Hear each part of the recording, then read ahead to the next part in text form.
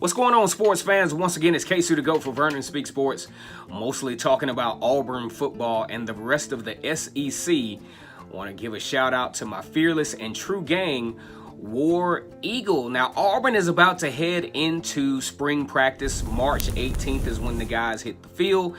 And there are a lot of questions going into this spring football. And probably the most anxious question that Auburn fans have is who is going to be the starting quarterback. This has been a topic of discussion pretty much throughout the recruiting trail, especially with having the number one quarterback in Alabama in QB Nix as a prospective starter. One thing that's going to work in QB Nix's favor is he is currently enrolled at Auburn and will be able to participate in spring football along with his competition, Joey Gatewood, Malik, Willis, and Cord Sandberg. Now, one thing that Auburn fans can be rest assured is that this quarterback battle is going to last all the way through spring practice. They're not going to be any answers after spring practice. As a matter of fact, you're going to hear Gus saying, yes, we would like to make a decision sooner rather than later. But, you know, when going into a high consequence game like Oregon as your first game, it makes the decision a lot more complicated, okay? Because in a game like this, especially with the run pass option, the tendency and the opportunity for turnovers to change the trajectory of the game can happen, especially when you have the prospect of, you know, facing a possible defensive end, true freshman Kalen Thibodeau. When I see him on film for Oregon, the top recruit I think they've ever had, you know, he can make things real difficult. And Oregon just has a lot of great athletes and a lot of great opportunistic athletes on defense. So this is going to be a real tricky thing because Gus and his staff is going to have to, and Kenny Dillingham is going to have to look at a few things. Number one, the leadership.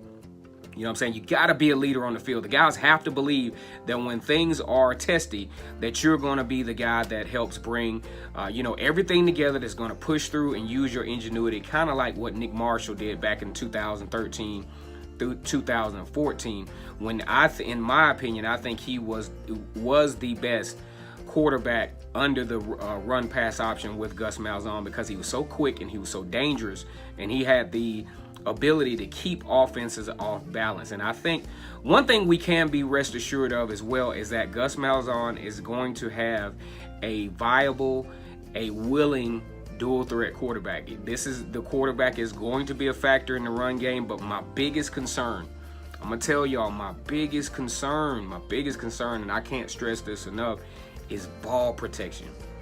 You know, when you don't have that experience and then you already nervous a little bit coming to very high consequence game against Oregon. You know, Oregon is a team who has obvious aspirations to win not the SEC, but the Pac-12. You know, and really and rightfully so. Number 7 recruiting class, got the number 1 defensive player in the country in Kalen Thibodeau. And go look at the guy on film. He is legit. He probably will start for Oregon this year or get a significant amount of playing time. The kid will not redshirt. He's going to play.